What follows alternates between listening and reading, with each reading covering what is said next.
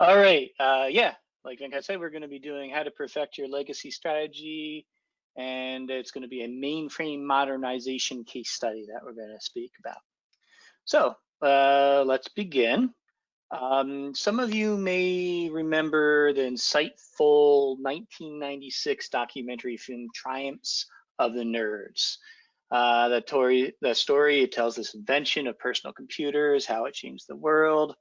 And the documentary, it was based on a book called Accidental Empires. It was by Bob Cringley, also known as Mark Stevens. And he predicted the end of mainframe computers coming really, really soon. He said the mainframes were supposed to die probably around the year 2000 with the Y2K bug, and IBM was on its way out as well. So I remember early January 2000. I think it was like right after New Year's. I was in Newark, New Jersey airport. By the way, Newark, New Jersey, some of the best Portuguese American food one person can find. And I had just watched some Simpson episodes that night before, Homer, Marge over there, and they had a full family experience of a Y2K meltdown. So I'm standing in line at the airplane, and Prince was playing Party Like It's Gonna Be 1999, and I was just so scared that power plants were gonna crash, that planes were gonna come down. And I remember at that time being a traumatic experience. But of course, none of that happened. We got through that just fine. And COBOL, it's still among us, just like Neanderthals. Apparently, realized that Neanderthals are just kind of moved into our. Everyone has some Neanderthal DNA in us as well. COBOL is still around, and it's actually growing. Mainframes rely on common business-oriented language. That's COBOL, COBOL. And if you're under the age of 50 years old, it won't be surprising if you've never heard of it. COBOL was designed in 1959, standardized in 1968.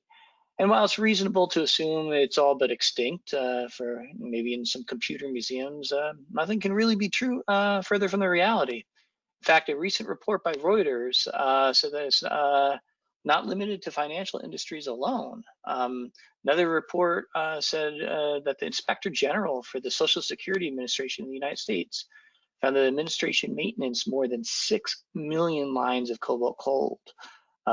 So it's a lot of legacy out there. And so you can see some of these numbers here. 43% of banking systems are still built on that. 95% of all ATMs, every time you swipe it, there's a mainframe involved in doing something with COBOL and everything else. Now, the downside of this is that COBOL programmers, they're likely to be between 45 and 50 years old. They're older. They're starting to decline. There's not a lot of new ones coming in. Many American universities, they haven't taught COBOL since, I don't know, 1980s. And as a result, they're retiring, and less young programmers are there to fill the ranks. And I empathize with that. Learning an ancient programming language to maintain legacy business applications doesn't really sound like an attractive career path. So in 2019, Forrester conducted a study that focused on how enterprise decision makers are managing mainframe modernization. They found about 3,000 mainframe American respondents. They asked about the future of mainframe and what was in their organization. These respondents, 56% of them said mission critical decisions are still used on a mainframe. 46% predict an increase in mainframes. But all these companies are also facing those questions. What do we do different with the mainframe environment in today's pragmatic and cloud world? Okay, so challenges with maintaining mainframes. Well, they're not cheap. They're monolithic machines, yet demand for capacities are increasing. And there are unforeseen spikes. COVID, everyone's aware of those type of spikes. Brexit, Black Friday is something that's manageable. We know about that, but it's really the ones that are unforeseen that are really scary. And mainframes, they're not the best at elastic scaling. So how do you procure COBOL developers too? I mean, what do? You train modern engineers, ones that are in C#, Java, C++, C, Python. I mean, do they really want to invest their time in learning COBOL? I mean, I'm a recovering coder. Truth is, I wasn't really that good, but I do remember being so depressed many years ago when an old boss asked me to learn Angular JS version 1. It was already obsolete. Just very frustrating. So I empathize.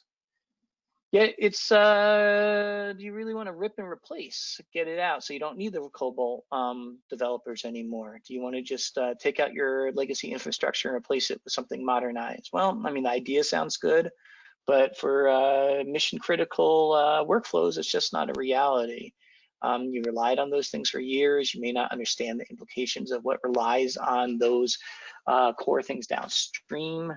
You may want, instead, people, they want a safe, steady journey to modernize without disruption. So let's dive in a little deeper about modernization. So we talked about rip and replace, number one, right? What we did was we took a couple different approaches and we analyzed, the risk and resources and effort for each one. And number one is the rip and replace method. And here, you can outsource if you wanted to, a third-party professional services. This is costly, takes a long time, or you can find off-the-shelf SaaS solutions or other products that kind of meet your needs. But you lose kind of control of your stack with this thing. Where's your IP now? Where's your intellectual property? What's your competitive edge? You're just kind of having the same thing as everyone else. What's the difference between a plant-based Impossible Burger at Burger King or here in Brooklyn, our boutique Bear Burger? They both serve it, eating the same thing, not the same. Also, I always wonder if it's bad if I eat real bacon on an Impossible Burger. My vegan friends got mad at me the other day, but it's just so yummy. Anyway, I digress. Option number two, upgrade existing mainframe. For people, it works for some people. You lock in for another 5 years with IBM, you pay the money, significant money, and, take your best guess at a multi-year forecast of your fluctuating peak demand needs. I think I'm going to get this much. Let's lock in for that. And frankly, you let the future you deal with it. Or maybe you're going to retire and let someone else deal with it. But at some point, it's going to come back again. You kick that can down the road and it has to be addressed again. What are you going to do with that mainframe as demand increases? So we're highlighting and suggesting approach number three, augment technology on existing mainframe. So what we're talking about is keep that existing mainframe technology for now, place a smart cache or a smart operational data store over it, obfuscate that mainframe, offload its use, and prove that it's a non-disruptive modernization bridge. It's flexible to scale up to meet unanticipated demand, and then scale down at slow times to save money. So that's what we're going to be focusing on right now. Okay, here's a screenshot of what it would take a before diagram, right? If you have on the bottom your legacy applications, and then up on top you have these modernized web applications, and you got to go through all these hurdles, this rat's nest of time sucks and resource sucks, right? Like mapping, validation, ETL, APIs, all this, and it has to be maintained. It's a headache. So what we're really trying to focus on is how can we kind of obfuscate all that so you don't have to see that. And the web applications and everything else can work on a modern existing API, a unified API. And then, for now, it still gets its information maybe from the core systems when needed, but offloads it. And then eventually, maybe down the line, you don't have to replace right away, but the option's there if you want to migrate to the cloud or just upgrade your on-prem facility without that old legacy architecture. It's like here in Brooklyn, I don't necessarily get my electricity from New York's Indian Point power plant. It's getting phased out. They're turning it off. And in my privileged life, I just plug in my Mac into the wall socket and I speak some words to you. I don't really think about where that electricity is coming from. I'm just using this modern electricity socket. I don't think that it's going to this power plant from 60 years ago. And it's going to be, it's been obfuscated for me. So we have customers that have obfuscated their legacy infrastructure and eventually switch to a single source of truth as us, right? They don't need anything underneath it. They can do that. We're elastic, we have this transparency, and we can talk about how that works. And you can do that with, or more often, frequently, our customers choose to have this abstraction layer on top, continue to modernize their new applications and workflow, like that B that you see up on top of there. And in the back end, slowly they move this journey to the cloud, multi-cloud, or a more modern on-prem, or even some hybrid solutions. And we're going to talk about all those. So let's review mainframe modernization workflows supported by an in-memory smart operational data store, or a smart cache. So of course you need to capture data, right? It's generated by the legacy systems. If you have your own CDC, your own change data capture system, that's fantabulous. We'll work with it. GigaSpaces, we also bring one to the party. Our CDC out of the box is clientless, meaning it leaves no footprint on the mainframe.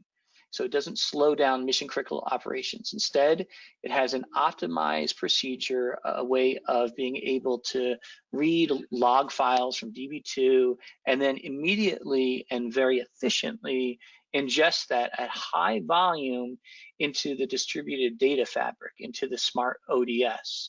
So the benefits instantly are reduction in mainframe MIPS, right? MIPS. Those are processor with interlocked pipelined stages. I think I got that right. But MIPS, very old term. It's an instruction set of architecture. And basically, it's a unit on which customers like banks and retailers use to get charged for their use of mainframes. So the idea is you want to reduce your MIPS, reduce your cost on the mainframe. And since GigaSpaces can help you do that with this in-memory data grid, the smart ODS that layers on top of it, you're offloading the load onto it. We're going to reduce your overall total cost of ownership and also allow you to modernize. Okay, so once it's ingested, the ODS is the smart ODS is ACID compliant, meaning it's transactional base. It's always consistent.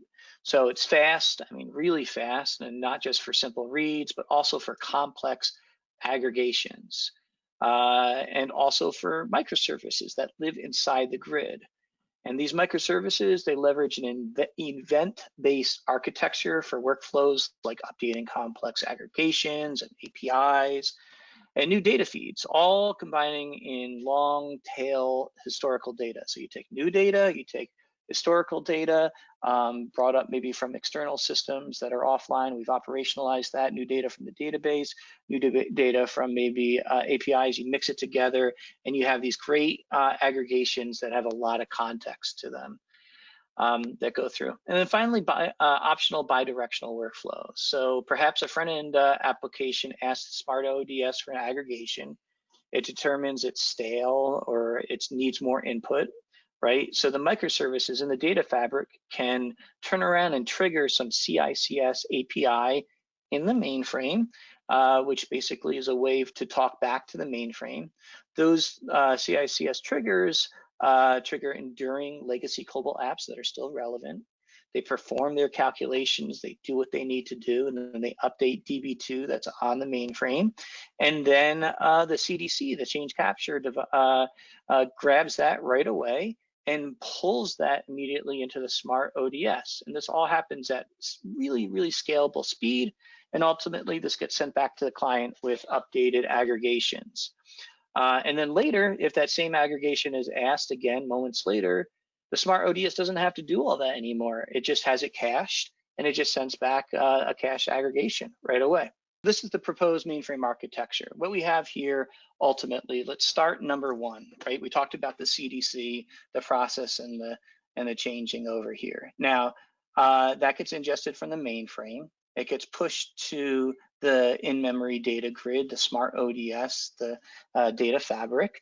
And once it's in there, a couple things happen. Number one, let's talk about memory tier. It goes into memory, RAM, very, very fast.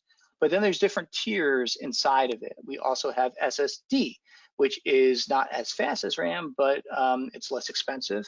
And by the way, it's persistent, so it can come back online very quickly. Works really great with things like Kubernetes for self-healing. And then we also have something that we call cold data, which is down here in externally. It's like a Oracle data lake or Hadoop.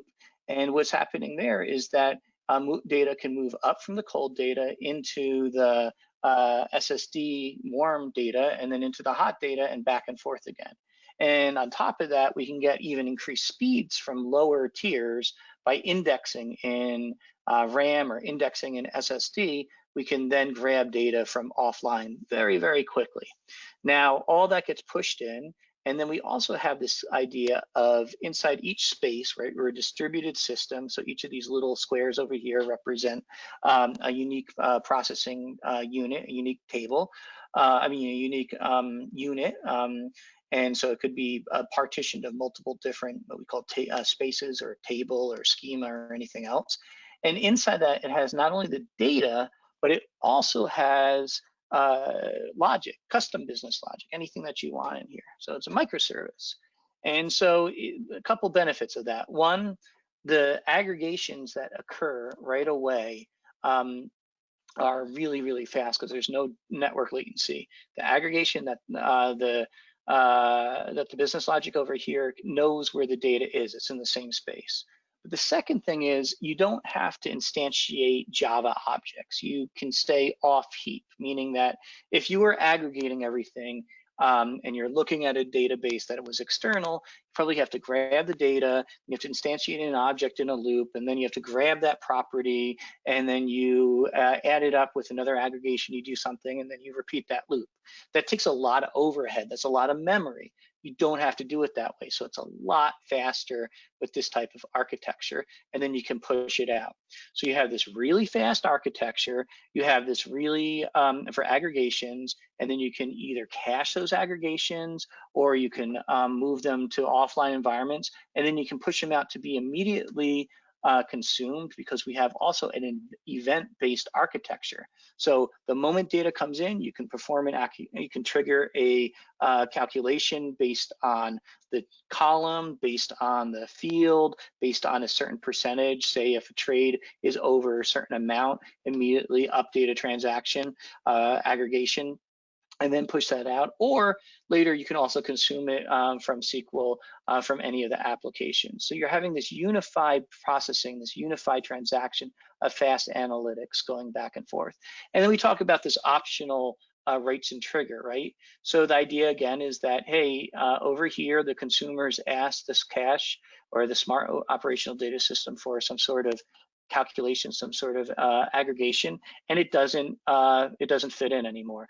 It doesn't have it. So what it does, it triggers the CICS gateway over here, does some procedures, something happens, and then that change data capture pushes it out. So you get it, and then it's cached the next time. Okay, so we've passed by the infrastructure. Let's talk about the required functionality, right, that you need to be able to do this. So one, you need to offload your mainframe.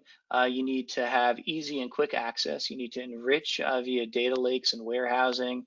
You need microservices, right, that we talked about before, that are co-located with APIs, event-driven analytics, Sparks, and BI, meaning that we have BI connectors that can connect directly into the ODS with one click. If they support JDBC, we encapsulate Spark so that it becomes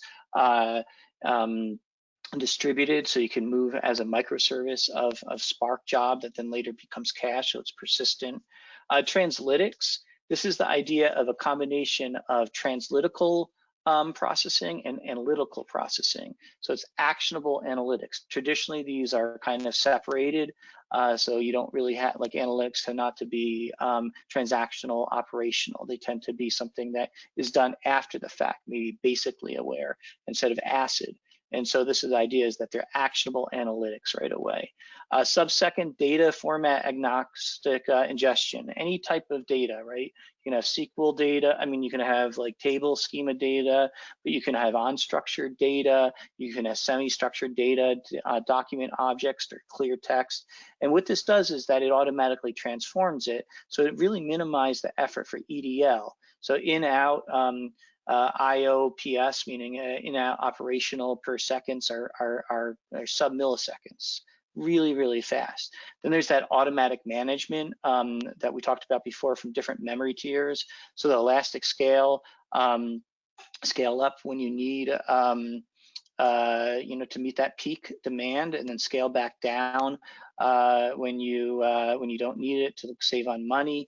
Then we're also talking about automatically moving data that's prioritized data that's in memory, keep it in RAM, maybe move it down to SSD, and then move it down to cold storage and back up again. But also managing the index. Let's figure out what maximize the way those indexes are formed and created, so that we really speed up you know, the extraction from data from SSD, or extraction from data from external data lakes, or from the mainframe from DB2.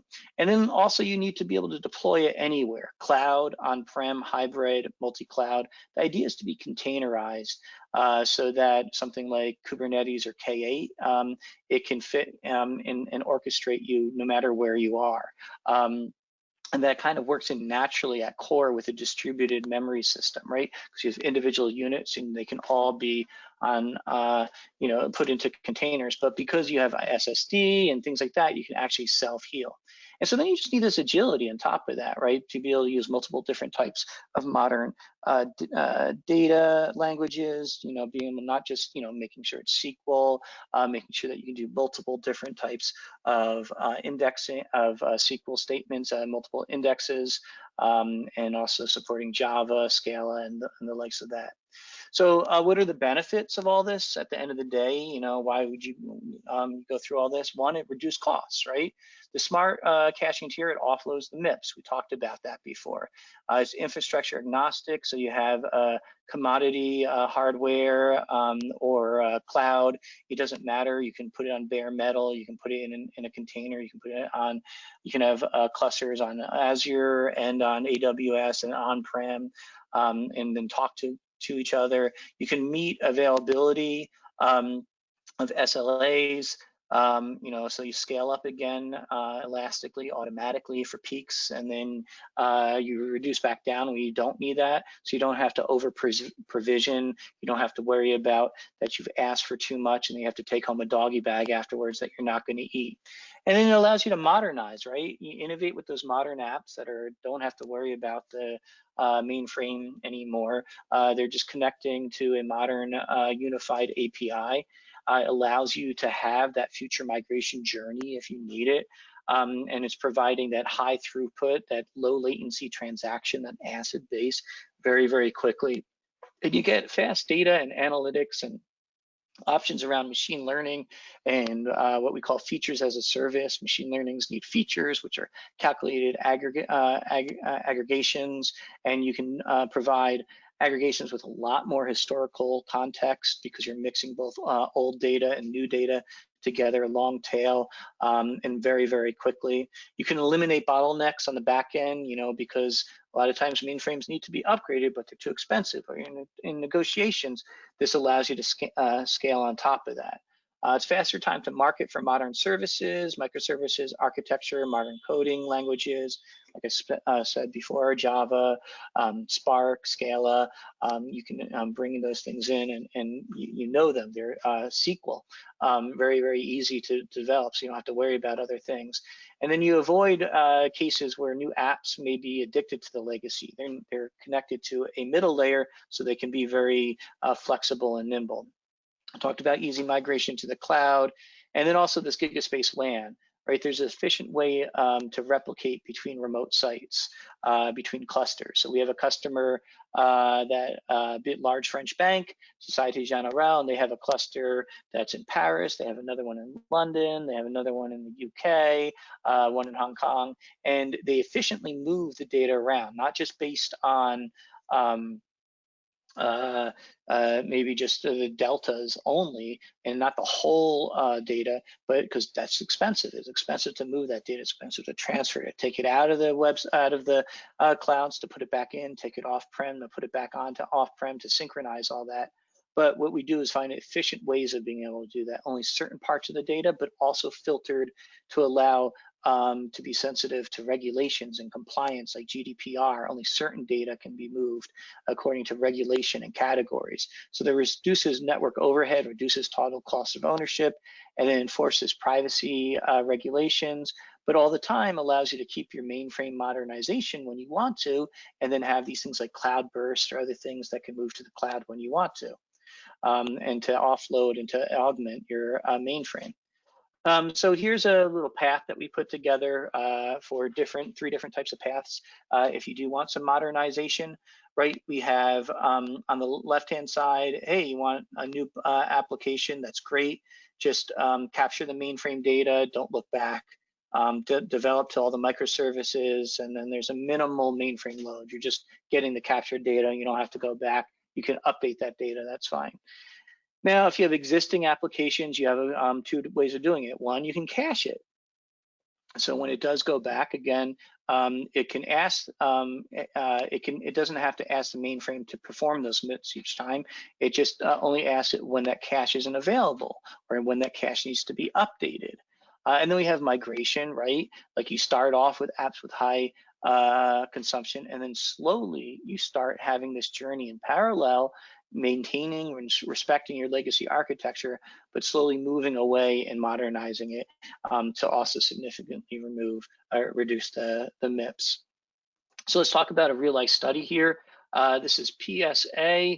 It's a French multinational manufacturer, automobiles, motorcycles. They sold under brands you've probably heard of: Peugeot, Citroën, DS, Opel, Vauxhall, and they had a challenge. You know, they had CO2 regulations had recently made front page news. Volkswagen's, if you've heard of Dieselgate, got into a lot of trouble because they weren't representing the proper emissions that were going through, and so they had a need. They had a modern PSA had a modern digital application to order their vehicles. They started first with dealers, and then later they're going to do direct sales directly to the customers over web applications.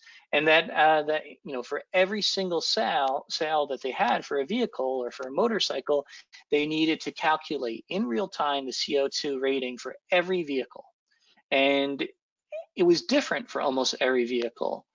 Because they had many different combinations, not all, but many combinations affected or contributed or altered the CO2 emissions. So let's say you had an example of a sunroof, a certain style, the tire size, the engine type, the drivetrain, all those affected the way CO2, probably, you know, efficiency and how the car moved and everything else, but color didn't.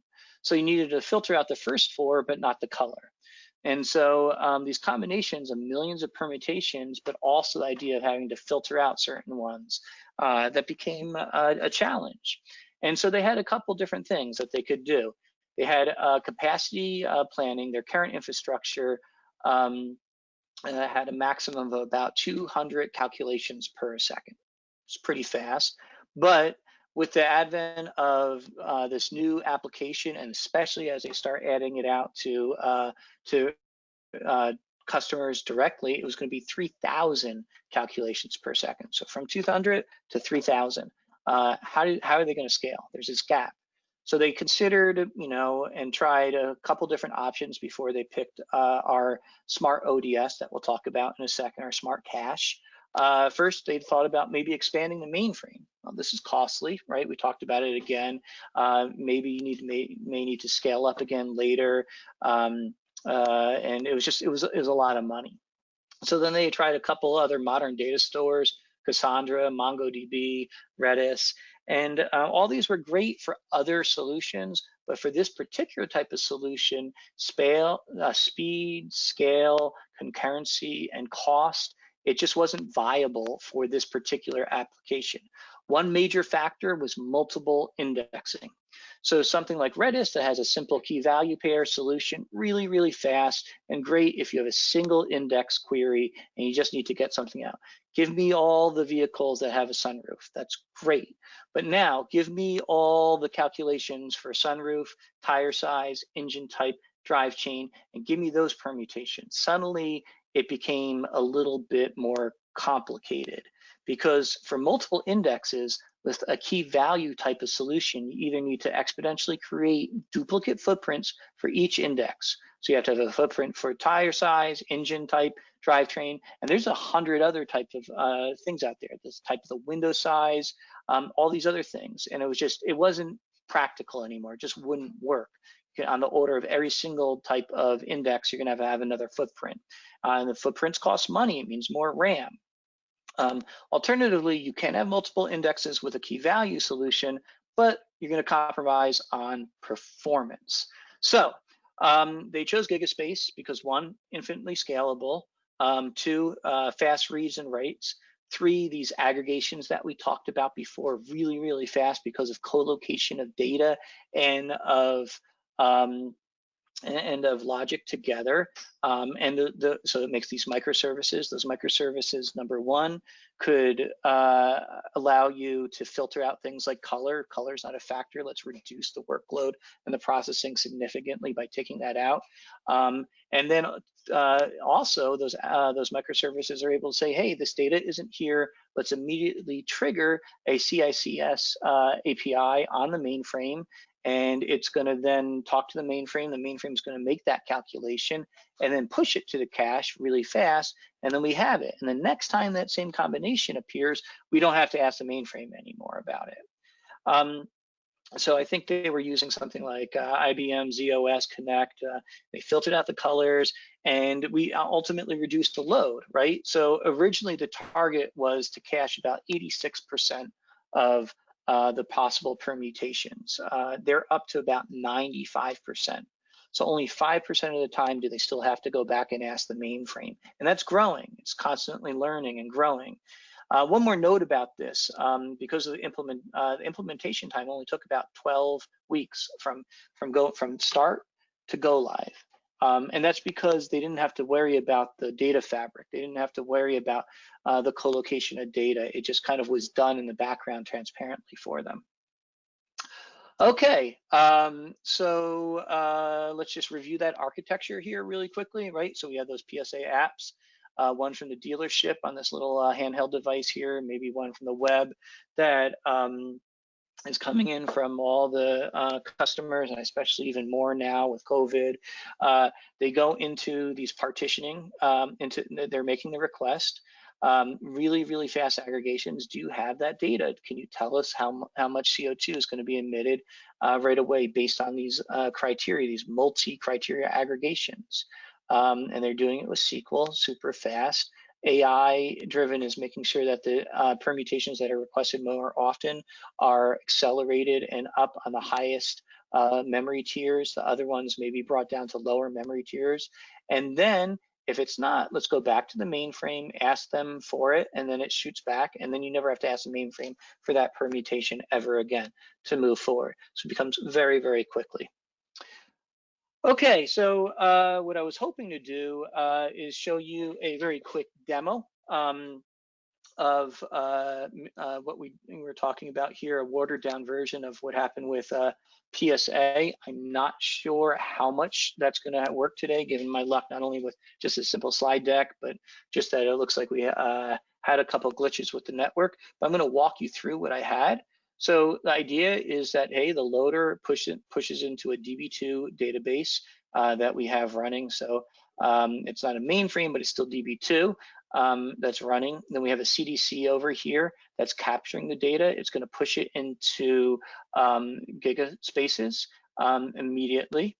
And then the hope was to be able to show you in real time that as we have this loader that constantly updates the DB2, constantly updates the CDC, and constantly will update the database here, and then you can perform queries as if the data was always in in GigaSpaces, and it could actually go back to the loader if it needed to get anything.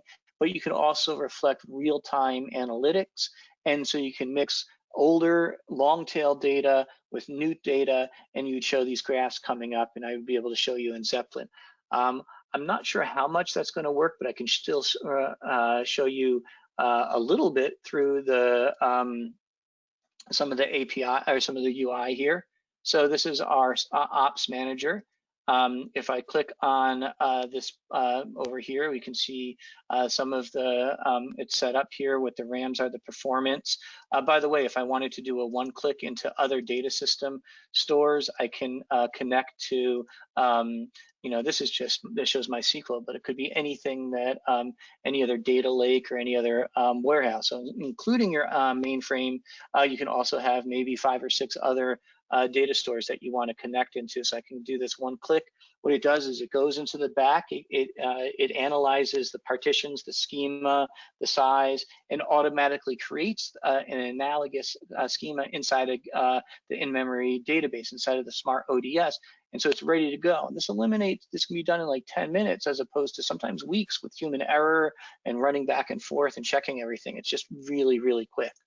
But what I'm going to do here is go into this space. We're going to see that no data is collected right now. We don't have any data in here. If I was to do a query, nothing's inside of it. Everything's completely empty. But I have 2 distributed processing units. So I'm going to have 4 processing units in total. One here in RAM, one here in RAM, and then I have 2 more that would have data, but there's no data to be backed up right here. So now I'm going to turn on, hopefully, if this works, I'm going to, let's see here, I'm going to load the initial load. So what I'm doing again is loading the data into the DB2 database as if I was from the mainframe. So I click on that. It's going to connect in, and boom, right away and pushed in a whole bunch of data. So if I was to go through right away, we see 300 entries almost instantly. And I can click on that. I can run a query, and I can see the data has been in here. I can look and see the 2 different object types, this trade here that has been going on too. So this is the second query, and I can see the data that comes over here. Now, if I did want to create I think I have a SQL statement here put up that I just created just to show you multiple indexing really quick, right? Full SQL support, really, really fast. So I have an index here where the end price is greater than 120, another index where it's greater than 100 for the start price, and then also I'm limiting just to 10 rows. And when I run that query, well, it doesn't have it yet. That's because I haven't indexed more data that would come through it. The idea is that could run and then bring everything through. So now I'm going to run one more script here that's going to constantly add in a lot more data. Constantly, it's going to go through, and let's see if that happens. So immediately, I start pushing it through, and what we're going to start seeing is that the entries start coming up more and more and more, and it starts entering more. And if my Grafana was working right now, which unfortunately I don't know what's going on, the database I'm not able to get in, I could actually show you that it's streaming in real time as it's working in there. So I'm not going to bother you guys with all this demo too much, but we can show you on a recording later, and I'm happy if anyone's interested, they can show it at a different point. But the idea is that the loader comes in through the database, and we have this working in many applications with 99.999 SLA uptime and working super fast. That comes in through the IMDb, connects into a CDC, then dispersed over multiple distributed worker units, and then ultimately you can then see it in real time for dashboards. And then if you were in Zeppelin, you could do queries instantaneously as it's coming back and forth. So I think we're finishing up here. We only have a couple more minutes anyway. Just to kind of summarize, the benefits that you can do is keep your mainframe, but you can reduce the cost by applying a smart cache on top of it and offload those MIPS. You can meet SLAs, so even if your mainframe isn't scalable and it's instead of renewing it and enlarging it, you put a scalable layer on top of it. That scalable layer then will allow you to modernize so that you can start building applications with modern languages that can obfuscate it. They don't get locked in. And it eliminates that backend bottleneck. So even though your backend mainframe is not scalable, needs to be updated, it's almost as if it doesn't really matter. By the way, we can do these things with like even Hadoop too. Hadoop is not an operationalized data lake. I mean, it's a data lake. It's slow, but by playing a layer on top of it, you can operationalize it. So it's the same type of concept. Because it's new languages and you don't have to worry, new modern languages, and you don't have to worry about things like load balancing or scaling both independent databases and the memory and the microservices. You can get really fast modern services through microservices really quickly. And then it gives you that option of migrating to the cloud. And then you also have GigaSpace WAN, which we talked about before, the wide area network, efficiently sync between multi-clusters on all these different very smartly based synchronization. We have another customer that's in transportation, a major transportation industry, and they have one on-prem, they have one in Azure, they have another one in AWS, and they can talk back and forth to each other really quickly, but still making sure that you're applying for GDPR or complying with GDPR regulations, making sure you're obfuscating PII and or only moving the Delta data or the data that you have earmarked as super important, so that you're reducing costs as you're moving everything through. So I think that's 45 minutes past the hour. I'll stop here and see where we're at. Thank you. Thanks, Galen. That was great. Audience, we have time for maybe a couple of questions. If you have questions for Galen. While you wait for questions, Galen, I was just curious. Is 12 weeks you mentioned for PSA? Was it a typical time frame for like an initial project of this type? Well, I mean, there's projects obviously that go on for 6 months. There's ones that we've done in 4 weeks. But yeah, we've done a couple of them in 12 weeks. And again, it's because you don't have to, I can show other slides later, but the idea is that there's the co-location of data and microservices is so important that you don't have to worry about where that data is, about scalability. You don't have to worry about just sharding or it's all automatic. So you don't have to worry about that, the AI driven. So you're just building, the business logic, and yeah, it becomes pretty quick. Thanks for asking. Yeah.